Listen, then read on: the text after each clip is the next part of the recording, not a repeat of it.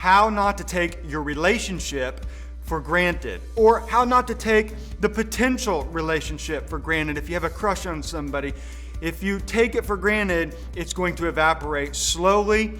And if you are taking for granted your spouse or your engaged partner, remember, this is meds, marriage, engaged, dating, single. It applies to all of these things. Just walk it into your specific journey, because the relationship or potential relationship will go on autopilot, and that's a very bad thing. We think that it's going to be okay, but what you don't feed, what you don't give attention, eventually starves, right? It's the same principle with hunger, with relationships. So what happens is we go through the emotions without emotion. And if you take the E out of motion, then it's just there without the E of love and joy and peace, of all the great things that makes a relationship beautiful. So it includes potentials, it includes marriages.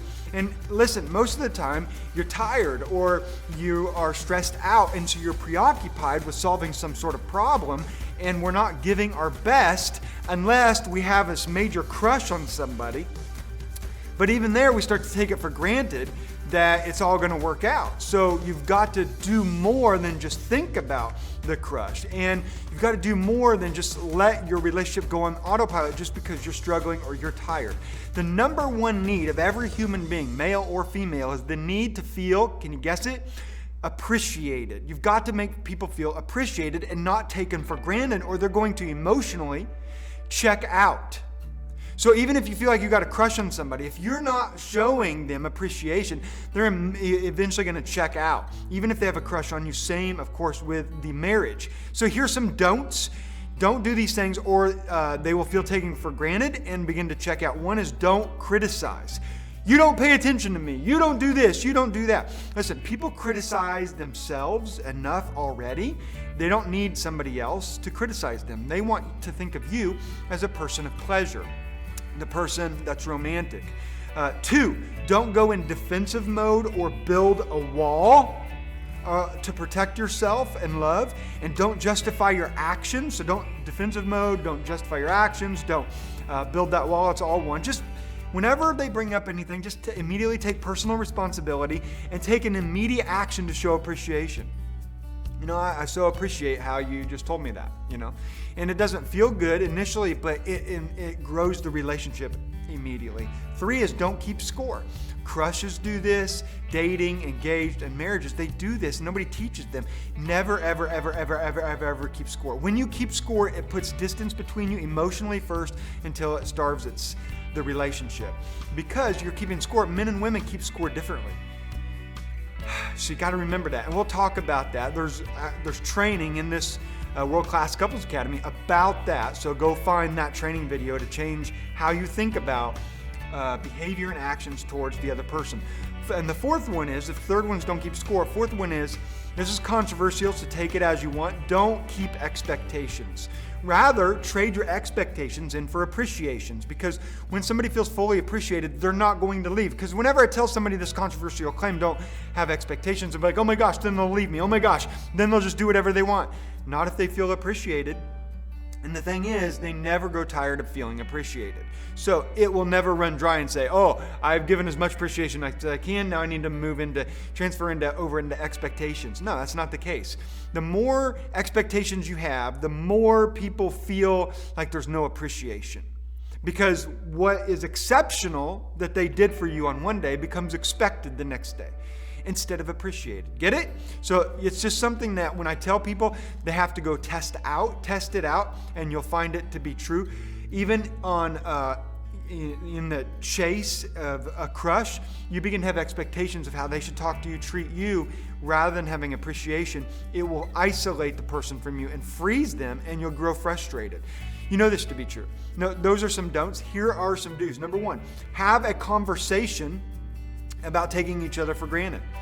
I don't want to feel taken for granted.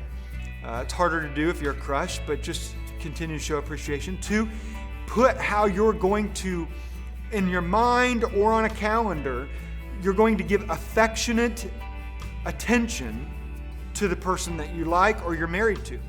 Because we all need attention. What you don't give good attention to, affectionate attention. Be affectionate, be kind, cherish them. Then it will starve. So do that, and it will grow the appreciation and the affection. 3 is get on the same page. I have some training videos of that. You've got to get on the same page. I actually schedule a time with my wife, Sunday, even when we were dating. Let's get on the same page. 4 is validate who they are as a human being. Remind them that they're enough, because they're always feeling like they got to improve for you. Keep reminding them that they're enough. They know that they could improve in certain areas, and they will. They need somebody in their life. Don't you need someone in your life that says you're enough? And I challenge you all at the same time. 5 is go over shared goals. Have some shared goals. If you're dating somebody or you have a crush and you're like, why would I do shared goal?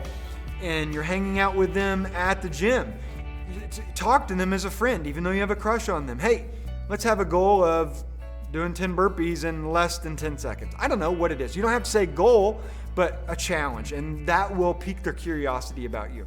6th is one time per week, do something that meets their love language need. Find out what their love language need is on those love language tests, physical touch, quality time, words of affirmation, etc., and meet that need. 7, have a date night. Have a date night. Number 8, be a turn on. When they think of you, they should feel turned on emotionally, spiritually, sexually, mentally.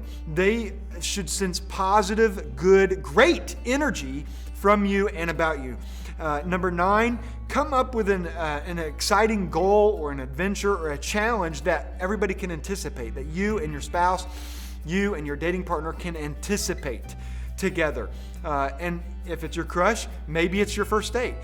Give them something that they can anticipate with you. Number 10, talk about how you feel appreciated. So spell out how you feel appreciated when the time is appropriate, and there's always a time to talk about that.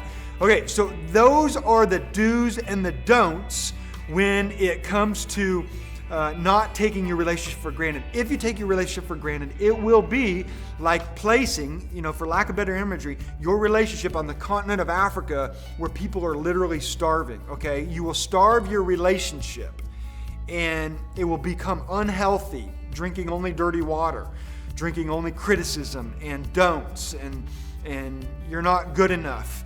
You get it? So always have a load, massive appreciation. Life is full of when you have gratitude and appreciation, life becomes richer, fuller, it enriches the relationship. It is the cure-all, my friend. So those are your don'ts, those are your do's. Test them out, make them part of your DNA of any potential and any current relationship that you have.